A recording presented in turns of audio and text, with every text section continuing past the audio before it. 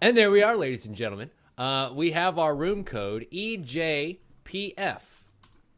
Ladies and gentlemen, if you want to join in the game with us, EJPF is our room code. You can go to Jackbox TV. It says right there at the top of the screen. And it gives you a pleasant little dialogue box for us to work with. So hopefully the stream will keep up with us long enough for you to be able to play properly. I'm going to look into the stream lag. Apparently there's a little bit like a 5-10 second delay between the game, what the game is saying and what we're saying. So I'm going to try and work on that. I'm working with a new program tonight. So I'm kind of being a little bit more anal retentive about the settings than I normally would be. Let's see.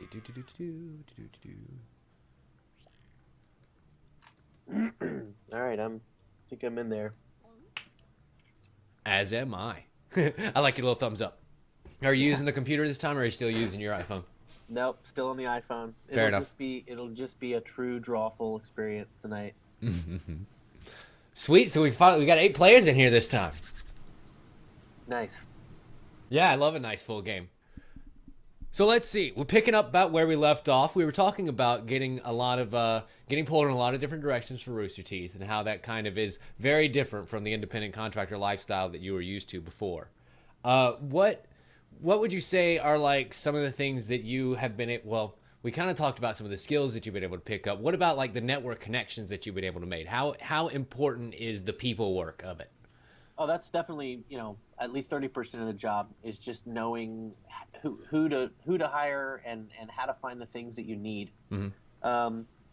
Yeah, that's definitely also a challenge. You can't just be an artist. You have to kind of be a people person. You have to be a good negotiator. You have to be a good diplomat in that sense. Oh yeah, ain't that the truth? Especially considering that as kind of you've been in the head position more often than not now, I imagine. So there's a lot of diplomacy that goes into it. Yeah, I mean, let's get real. Most artists are kind of divas, and you kind of have to manage them, and they all have a funny little quirk, and you kind of have to figure out what those quirks are, and you got to do the best you can to, to not hurt people's feelings while still getting the performance and the quality of work that you want. Yes, yes. And you're right.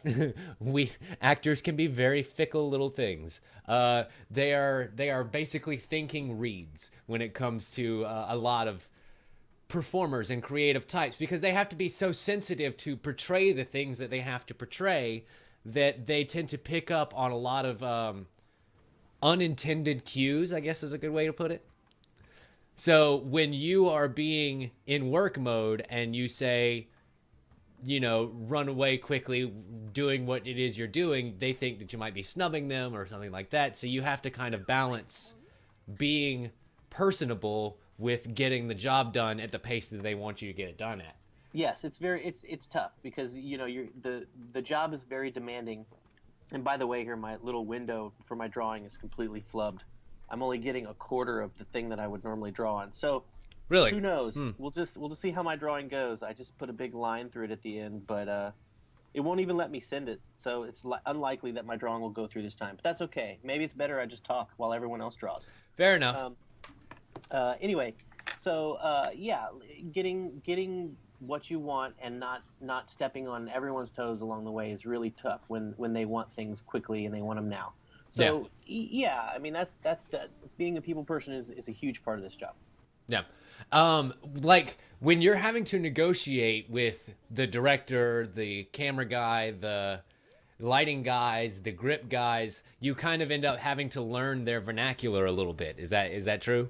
Oh, sure. Yeah, no, there's lots of industry terminology that you just only really get with some experience, and working around some of the other departments. How important do you think is it for like somebody at a head position to be able to communicate with all the different departments? Oh, that's why you're the department head. Is because you're not only coming from a design sense for your art department, but yeah, the department heads are the main collaborators, and they're the people that are sort of brainstorming and putting these ideas into place. So typically you wouldn't be a department head. Like you won't get into that position if you're not if you're not, in a way that you can make that happen. Yeah, exactly. If So, you don't have those natural tendencies to drift you in that direction, you probably won't ever end up there in this industry because it just doesn't happen that way. yeah, you have to be a really interesting balance of a person. You have to sort of understand the "I need this now" mentality, where you're trying to appease the people who are literally going to ask for anything all of the time right now. But at the same time, you're dealing on the other end with the real world, and the real world people don't understand why you have to have it right now. Yeah. They just be like, "Oh, why can't you just get this tomorrow?" Or it's like, I can't. It either happens right now or it doesn't happen at all. So the sense of urgency in what we do is much different than a sense of urgency in, say, like just your average business. Yeah. For instance, when we called and tried to order some equipment for the Slow Mo Guys shoot, we had a really hard time getting what we needed just because they just couldn't understand why we needed it so quickly. And I just, it's like, I don't know what to say. We are ready to film, and they don't understand how the time process that some things take. Yes. You just have to make the excuses and ask for favors and hope for the best, which can get you into a bad situation. When you are someone who gets a reputation as being able to make miracles happen, people ask more miracles of you. Yeah. And that can strain a lot of relationships. Sure, absolutely. Yeah, and anytime something doesn't happen, you just have to remind them of the situation. You just have to say, look, this is where we're at. This is what we can do. This is the best case situation, or best case scenario. And if it can't be this way, then we should consider alternatives. You never want to say, oh, we can't do that. It always needs to be, okay, if we, let's try to do this, and if we can't, then we're going to try to have a couple of backup plans. Yes, absolutely. Because really all that matters is that it needs to look good here. It doesn't need to look, it needs to look good in the frame. It doesn't need to look good outside of the frame. So literally you could have somebody standing just two inches away from where the camera is looking, holding whatever it is that you're looking at. Yes. As long as it looks good on frame. Yeah, no, in fact, we only work to the monitor. And what that means is we wait for the cinematographer or the director of photography to bring the camera up, show us where they're pointing. We address the issues usually on the day. I mean, we have a good idea of where we're looking, but once we're actually looking at it, we make a more, a better decision on what needs to happen there. So, we'll see stuff in the shot that we don't like. Maybe we shift camera a little. Maybe I put something in front of it. Yeah, there's always going to be something that we just off screen that's not appropriate or won't work. Also, another interesting story is on Sin City when Mickey Rourke was in the electric chair. He had he was very claustrophobic, essentially. Oh. And did not want to be restrained in the chair, and it got to the point where it was straining him physically and mentally. You could see it was wearing on him. Like being restrained was not comfortable for him. So me and another guy were actually crouching behind the electric chair in the scene. You just can't see us. We're behind it. It's pretty big. So, and we're like, I mean, it had to be for Mickey Rourke. He's kind of a big guy. Yeah, well, and he was playing Marv too. And the way they were portraying him, exactly. Yeah, he was huge. And he had shoulder, things in, and huge jackets and big boots. Yeah. We were easily hidden, but we really were there. You can't really see us at all, but we're back there. Yeah. And as soon as they called cut, we essentially had to, hop from nowhere from behind this chair and undo him. But it was also some very uncomfortable eye contact there in some of those scenes for me. Yeah. Because he's locking eyes with me. Basically, he's like, "Get me out of here! Get me out of here!" And I was just like, okay. Well, like the fun part is you then kind of have to halfway glance over at the director and be like, did we get it? Like, we got it. I know he wants me to go ahead and take him out of the thing, but I need to make sure. No, yeah, we didn't pounce until they called cut. Yeah. So, the director had already kind of given us the go ahead. We knew. It was like basically Robert said, as soon as I call cut, you need to hop up and get this guy out. Get him out, yeah. Yeah. So instead of, we were like, oh, we're right off screen. He was like, no, I need you to get behind the chair so that you're only 2 feet away. I was like, okay. But that's what we were talking about earlier about the sensitivity of actors. Sometimes you just have to be prepared to deal with someone's idiosyncrasies in the moment because you only have to deal with it for an hour. Like that's the thing that most people kind of get hung up on is it's only a short time, man. You just Yeah, have to no, deal with this for now to get the job done and then we move on. yeah, nothing's permanent in this industry, and nothing lasts. More. Every time I get something or we're pulling off some gag, I'm just like, this only has to work for 10 minutes. It's like, if we could just get through this 10 minutes, then we can stop worrying about this gag and we can move on and keep making this movie. Yep, exactly. Oh man, I remember there was some during iBlade, like the getting all of the chemicals in the RD department to bubble at the same time. Oh, yeah. Using dry ice to make it do that, and seeing at the bottom of the film by the time we got everything done that there was a literal layer of ice developing on the bottom of the glass thing. Yes, yeah, no, that was always really tricky. Dry ice effects are always really, really tricky because, they only last. They have a temporary. They only last 30 seconds a minute. So you're trying to say, they're like, hey, why aren't these things bubbling? Like Chris Damaris was like, why aren't these bubbling all the time? And it's like, well, they can't. Like they can't bubble all the time. The CO2 goes away and it's gone and then that's it. So we have to refresh it. So we have to go right before you roll. We'll come in and do it. And so he just was just like, well, okay, And we can't really like just pipe air into the bottom of the God, what are those things called? Oh, the test tubes. Thank you. Yeah, the test tubes and the beakers and all that stuff. Because then you would be able to see it, or the effect wouldn't work. Whatever. Sometimes you just have to deal with it for the time being, and then you move on. Exactly. Yeah. And then they would, of course, they'd be like, oh, we're ready to roll. And you go, okay. And so you go in there and you put all this dry ice in there, and then you walk away, and then 10 minutes go by before somebody pushes a button. Oh yeah, that's true. And then they turn around, they're like, why aren't these bubbling? We're ready to shoot. They ran out of bubbles 5 minutes ago. What are you gonna do? But that's why you just bring a whole bunch of whatever supplies you're going to be doing, and you make backups of the backups of the backups. I remember that health potion, or a strength potion, was one of the most god-awful things that we've had to work on, and it ended up just being very simple. Yeah, I think we spent an hour emptying out every glow stick we could find within 30 miles of us that night, and emptying them into a pint glass so that we could pour it into the speaker. And we got it looking great, and then they were like, we can't throw this. And I was like, whoa, what? And we want to throw this at each other, and it land and not come apart. And it's just like, well, how are we gonna do that? So we ended up using the glowy one, I think, for your scene, so that it was just an insert. It was just kind of like you with the potion, and then the other one was just neon colored spray paint that we poured in there and sloshed around so that it looked like it was full of liquid. And when you look at it in hindsight, you can kind of tell, but we were hoping that visual effects would do a little magic on everything. I think they did, actually. I think Brian did kind of. No, it ended up looking great. Yeah, it looked pretty good. Like that was kind of the thing that we went with the lime green paint was, well, it kind of fits close to key green paint. So, it wouldn't be that far off for Brian or whoever it is doing visual effects for that one. To just kind of be like, bloop, bloop, bloop, bloop, a little bit of glow.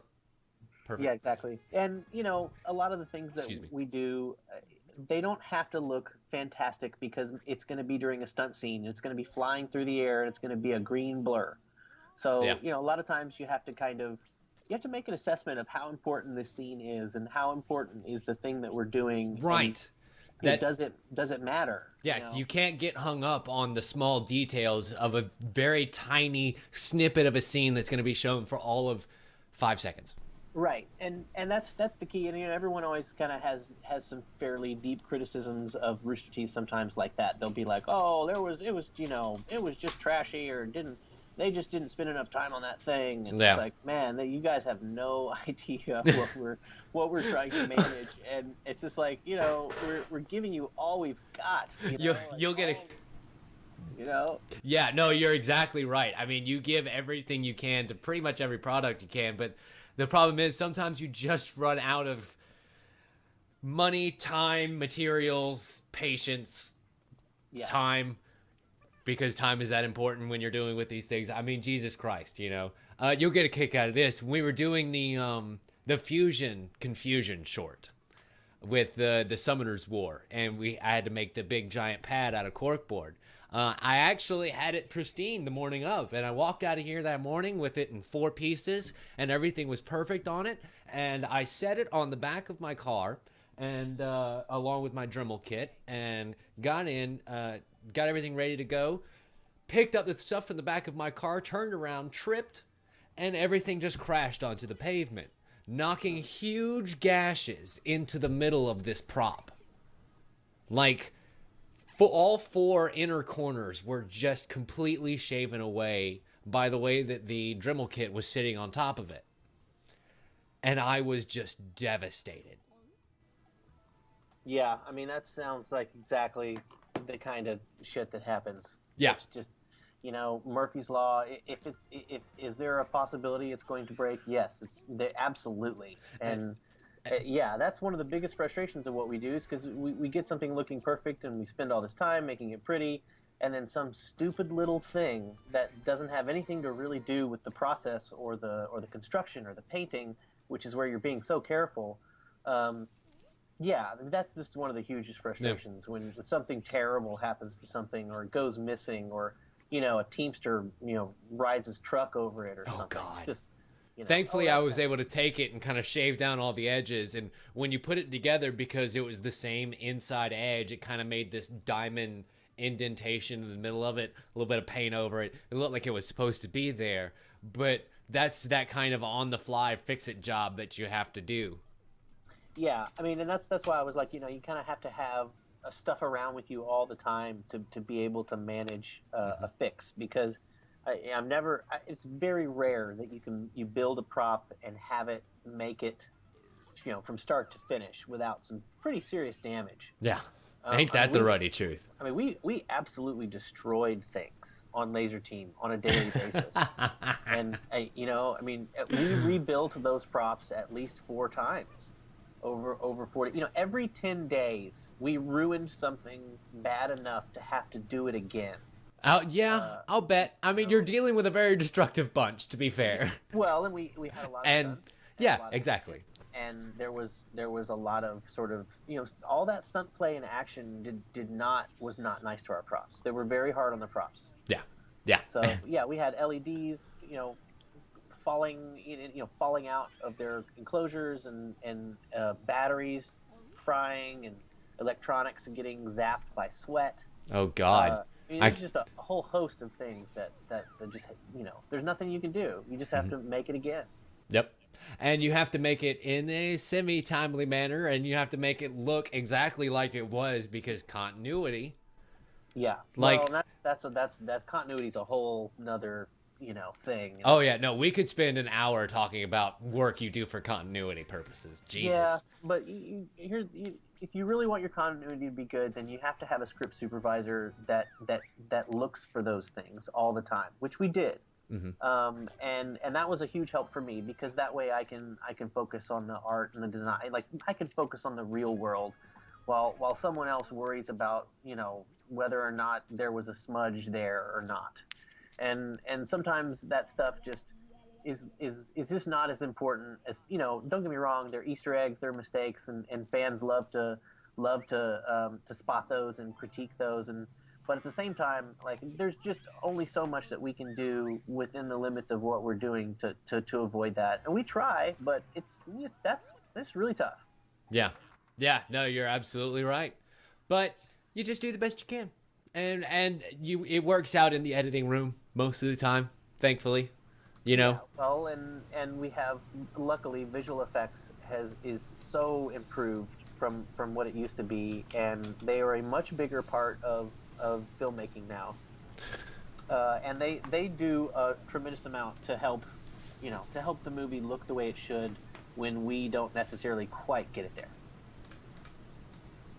Sorry, hang on just 1 second. We're going to get some more people in here for our next game. We're going to do one more round here, and then we'll let Marcus get on with his evening. The thing is, I kind of want to do this is just for us to hang out and talk business and yada yada yada, and then we'll actually do a full episode of Tim Talks later on. Once I'm kind of thinking about waiting until Laser Team actually comes out, so then we Yeah, can that's fine. really dive into the details of the fabrication process, because that was Yes. so fun for me, and I want to talk about every minute detail, but obviously we can't. So we'll get into. Agreed. I Yeah. think that will be the topic for Tim Talks to Marcus Part 2, which will come later on. Cool. Yeah, that's fine by me. I mean, For I like. information for both you and for our audience. But yeah, I mean, if Laser Team is released, then I can actually talk about things that we did there specifically and reference things that happened and answer Yeah. more specific questions that people would probably have that are Laser Team related. Was it an overall good shooting process, like by comparison to some of the bigger budget movies that you've done? Yes, I mean it was good. I mean we lost we didn't well I shouldn't say we lost shots, but we didn't quite make our days as often as we needed to, which is why we had to kind of pick some stuff up in the last couple weeks. So Right. we didn't quite complete the initial stage of as what they call principal photography. So we had to kind of pick up some shots. That Oh was God. the main difference. I But just got the worst category to draw while trying to hold a conversation, by the way. well, I conveniently snuck out of this game so I could just talk to you guys. Oh, nice. Look at you. And also, what you're doing is you're giving another player a chance to interact, which That's is right. probably what I should have done too, to be quite frank. No worries. Well, That's why they pay you the big bucks, right? yeah, now I'm just managing you guys. You guys, this is great. So And then- yeah, laser team shooting process. Yeah, I mean, laser team shooting process was pretty good. We could have been a little more efficient. That's probably the best way I can put it. We should have been able to get more than we got. However, the film industry in general is very ambitious and always sets a precedent for itself that it knows that it may not quite be able to do, but this is what we would need to do to keep things correct. Right. So, we And always- especially considering that it's the company's first foray into something like this. I mean, it's a very ambitious project. I mean, any kind of sci-fi comedy is in itself, for a company that's been doing this for a decade or better, is a huge undertaking. yeah, this was a big deal for them, for sure. Especially now that I'm working at Rooster Teeth and I'm seeing sort of the back end of their smaller productions. Yeah, Laser Team was a huge difference than what they were used to. Yeah. So, as well as you have to be really consistent. It's not just about doing it and doing it well. It's like you have to keep doing it, and you have to do it for a month or more in a row. Yes. And manage, and considering that there are 30 to 40 different days of scenarios, you have to kind of always, that's, you want to talk about stratego, and Risk and all those games. It's like that's basically what we do. Is we were playing chess only for movies. Yeah. Yeah. It's like I have to be 10 days ahead of shooting schedule to be able to have enough time to make what they want happen on that day. Especially So- considering that there are just so many moving parts that have to come together on the day, Yes. Yeah. or else it just doesn't happen. Well, it usually happens. We figure out a way to get it, or we reschedule days later and swap days. You figure out a way to kind of borrow from here and push Yeah. this there. That's always happening. That always happens. The schedule that they give you from day one when you get going is never going to be what it actually was. Ain't that the truth? Yeah, and you just kind of, that whole cliched, expect the unexpected. It's like that's pretty true. Yeah. You just have to sort of go, okay, what's going to happen today? This day went 2 hours longer than it should have, so tomorrow we're starting 2 hours later, which means we're gonna lose the light earlier, which means we need to cut off one of the day scenes, but we can plug in one of the night scenes, and next week we can pick it up, and it just becomes this huge chess game. You're exactly right. It is. That's you put that really well, actually, and that's exactly what it sounds like on set when you're dealing with the director and the assistant. It's mainly actually the assistant director who does that portion of the scheduling for you. Yeah. Matt isn't the one that has to deal with that portion. Matt usually tries Thankfully. to I mean, Yeah, good no, Lord, he has to deal with so many details. That's why a good director is rarely the smartest person on the team. Well, I think they're definitely one of the smartest. Well, Matt's one of the What smartest I mean person. by that is they're good about surrounding themselves with people who know different things than they do. Oh, sure. Well, that's every department head, though. I mean, that's the same with me. Mm-hmm. It's like I've gotta have a handful of really other smart people that can assist me in the areas that I'm not talented in. Yeah. So yeah, I think Matt's really good at recognizing people like that. he's definitely good. I mean, that's him and Bernie have a pardon the pun here, but have a laser focus on that kind of stuff. Yeah. They do. They're really good about cherry picking people and content and picking up on trends and like where the market is going. They're very very in tune with that. Yes, I think you're exactly right, and it's because they have a lot of different people who are in touch with a lot of different pulses of nerd culture, of sports culture, of all of the different aspects that people latch on to, and know how to exploit it. Sometimes it is what it is. You have to know when to strike when the iron's hot, and know where the puck's going, and all those other metaphors that mean that you kind of have to know when to be prepared to present an opportunity.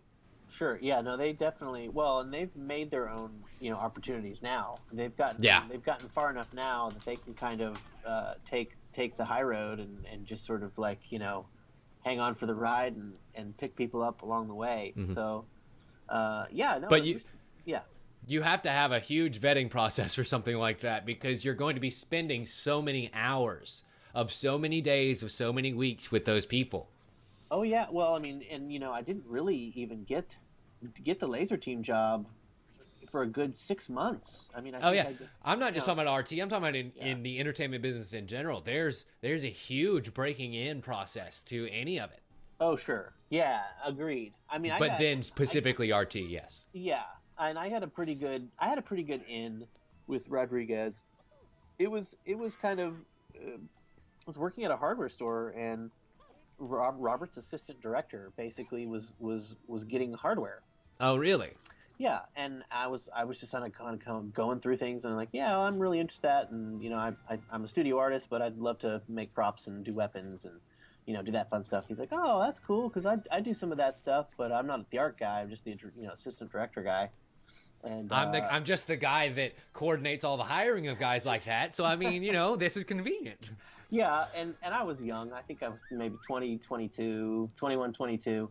And he said, well, there's probably some production assistant jobs as long as you're willing to work 18-hour days and not have a life.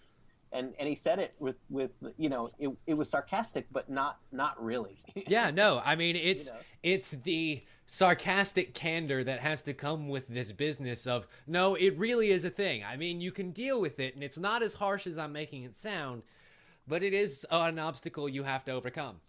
Yeah, no, there's definitely your free time is very limited if you're taking this industry seriously. So yeah, I don't have a lot of free time either. Yeah. And most of the time I have now, I try to spend with my two little girls. So, No. but here's what's cool is Rooster Teeth actually afforded me to have a little more free time than usual. And I think in the future, once all these productions level out, at the moment, everybody wants me to help them with their thing because they've never really had anyone around to do this stuff. Yeah. To do this since Griffin.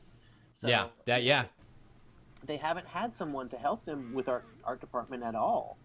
I mean, they've had people help them, but it's never been someone that they could say, "Oh, this person's ours." It's never been someone who has as much training or talent as you since Griffin. You can bring in someone who can get something that gets the job done and looks decent, but it takes a certain level of expertise in order to do the things that you know how to do, and to know the people that that can get the job done. I mean, when we come back for the next episode of your interview, we'll have to talk about the Monday meeting that just happened, securing things for an upcoming shoot, where you just so happened to be like, yeah, no, I have the answer to that question right here in the middle of the Monday meeting. And people were like, I love you, Marcus, so much. I mean, that's got to be a great feeling to have the answers to all those questions. Well, I try to, Yeah. it doesn't always work out the way we want. And actually, related to that note, we're having some issues with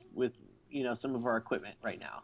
But yeah, so far so good, and we're gonna do something. I don't know what it's gonna be. I don't know how big or over the top it's gonna be, but we're gonna be able to do something tomorrow with this thing. We actually had a question from chat that I want to go ahead and entertain real quick a little bit earlier from Ari. And the question was, what classic prop would you like to recreate if you could? Oh, I would probably choose the Ghostbusters plasma pack. Oh, that's a good one. Are you excited about the remake? Definitely. Yeah, I mean, there's a lot of hype around it right now, and I'm kind of trying to ignore it until we have something to look at, or because, right now it's just buzz. Everybody's just talking, and there's no real data there right now. But yeah, I'm certainly excited about more Ghostbusters stuff. Yeah. But when I was really young, I was about 10 years old. My dad and my grandma actually made me a really pretty good costume for plasma pack, the jumpsuit, the boots, the gloves. It was pretty good. My dad, we took a Star Wars blaster, one of the Stormtrooper Star Wars blasters, and we Frankensteined a bunch of stuff on top of it and put some hoses around it and connected it to like a backpack that had a hard shell, and we had like some toilet parts glued to it. So I mean, you got that from an early age. Like, oh yeah, I mean, yeah, that absolutely. whole build things from nothing is something that was ingrained in you from the start.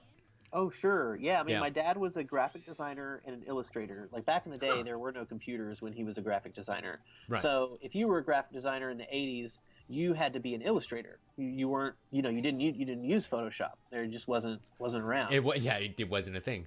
Yeah, so my dad was a graphic designer and an illustrator, and so he got me into it because he could draw pretty much anything. Like, I mean, he would draw. You could just throw out, like he would kick my ass in Drawful. Let me put it that way. Like, my dad is still better than me. Like, as far as illustration goes, like I will never be able to be as good as my dad when it comes to illustration. Yeah, and that is no joke, and that's why I'm pretty good at it because I had somebody basically always around that I was just like constantly blowing my mind with a pencil. So yeah, and then he, secondary skills of my dad are like carpentry. Like he likes to build things. He's a woodworker. So that was kind of my introduction, was to making things and drawing things. Yeah, my dad was a millwright, is a millwright still, and so he does the exact same thing, making things out of things, and he has an entire shop that his parents love to tell stories of when he was a kid. They would come home from work one day and he had the ham radio just entirely spread out across the counter, completely taken apart, but he couldn't put it back together again, but he knew how it worked. Yeah. Oh, I took apart tons of my dad's power tools, and he was, you could tell he was torn. He's like, well, this is a good thing because it means you're interested enough to want to take this apart. But damn it, boy. Like I really needed this drill today. Yeah, I did not. God, right now, did you have to satiate your curiosity right now? Yeah. So, but I had a really good role model. My dad was always very accepting. Certainly had no problems with an art career. Yeah. And that's rare. Even now, it's still kind of a rarity. Not everybody, not every parent's ready to deal with what comes along with that sometimes. It doesn't look good on paper. Like being an artist doesn't look good on paper at all. Yeah, you're right about that, especially considering what we were talking about during those hard times where you're just having to scrape by and live paycheck to paycheck. It really doesn't make for a very confident sell when you're having to tell somebody that you're actually doing pretty good. Like you're doing very fulfilling work and you feel great about the stuff that you're putting out, but man, is it financially draining. And that and also, the bank kills you. The bank certainly doesn't care what I do. True. Like my job on paper does not look good. When I was a freelancer, the bank wouldn't give me a loan. Like if when we went to try to buy our home and we couldn't really buy a house, but we were like, well, what do we do? Let's just go for it and see what happens. And basically, my wife was like a kindergarten teacher Mhm. at the time, and she got us the loan, not me. It was like Oh wow. even though my income was 5 and 6 times what hers was, and I had lots of proof of showing income, they just went, "Oh, you mean you don't work somewhere and you don't have an employer we can You don't call?" have a steady source of Yeah, income. Yeah. right. And they were like, "So you're making plenty of money, but I don't know."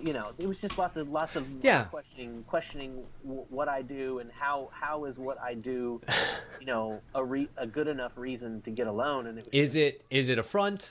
oh man, Are you just writing stuff down to try legitimize illegitimate income? it was really frustrating. Yeah. It kind of blew me away. I was like, wow. So even my wife with a very, sort of low paying kindergarten teacher job, sort of a temporary sort of job, But because of the it was, nature of what it was, yeah, it was like, oh, well, oh, your wife has a job. Look, you're approved. And it was like, wow.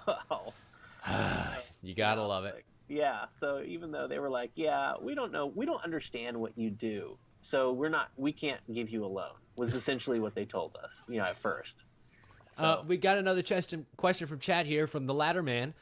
Would you say your dad was the biggest inspiration to get in the industry you're in, or were there others that influenced you as much?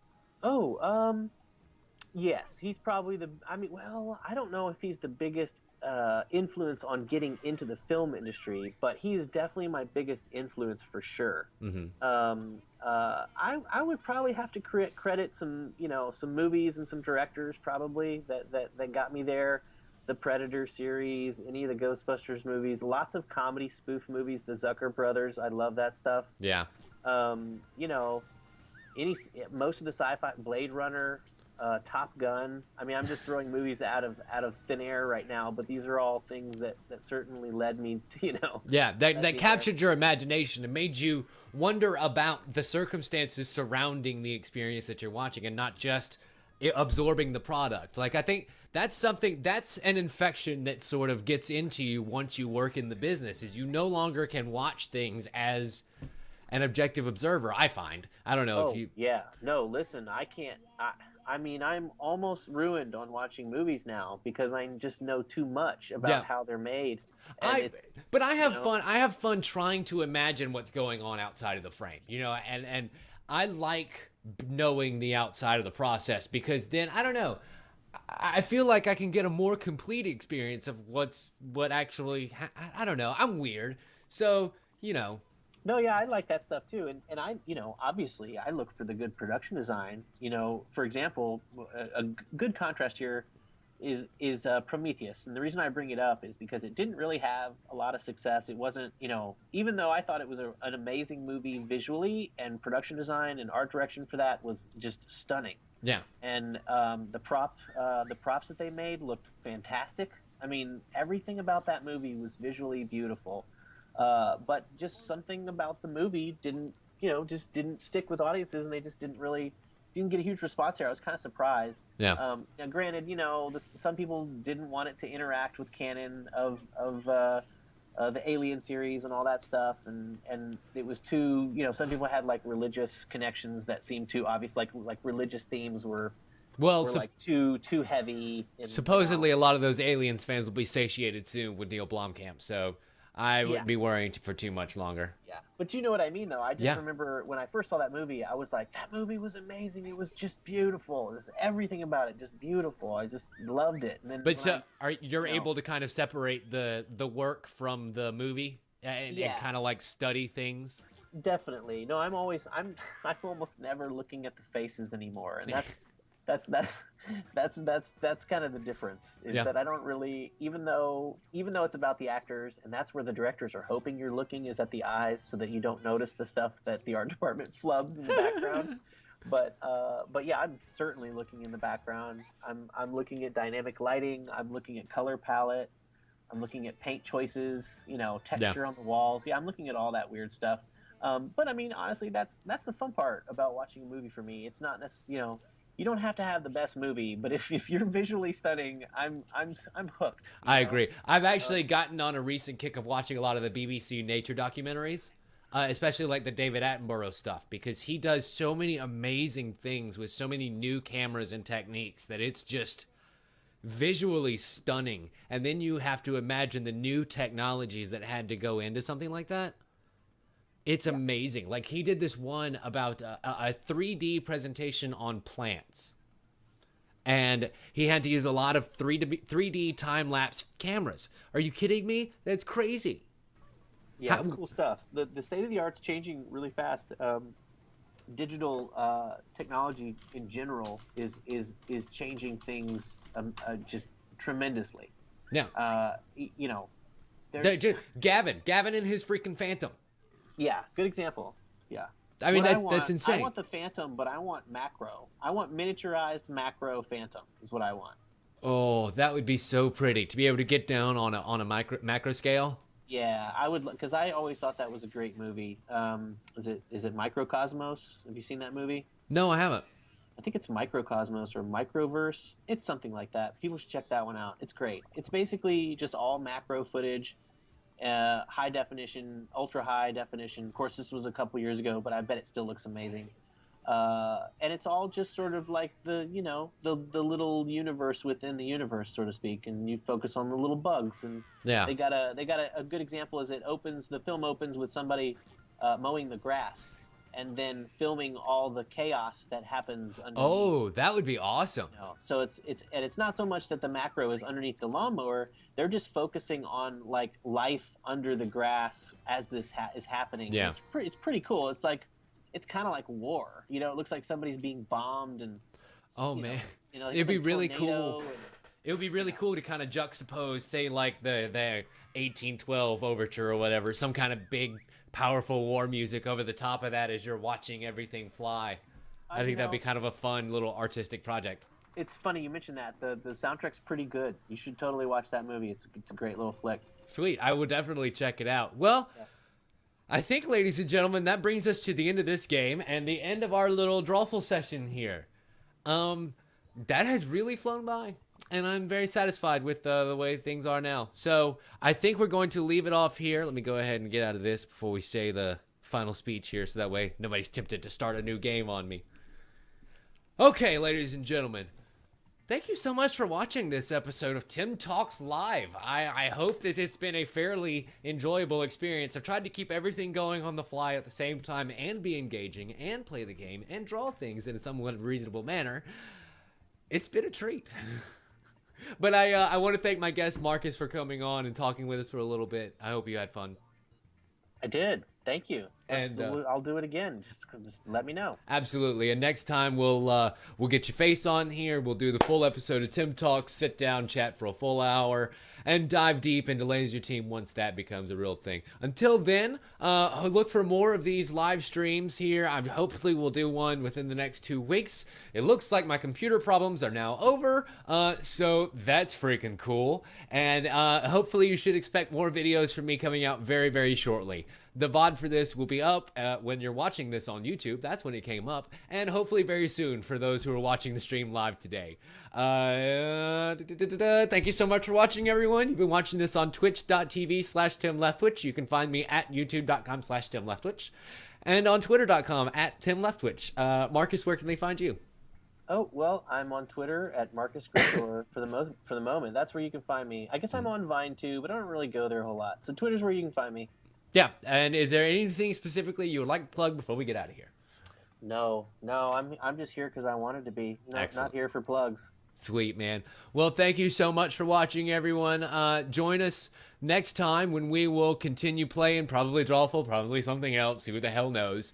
And until then, I love you all so much, and as always, we'll see you next time. Thank you so much for watching, everyone. I hope you enjoyed the show. Remember to join us every other Saturday so you can play games with us live and in person.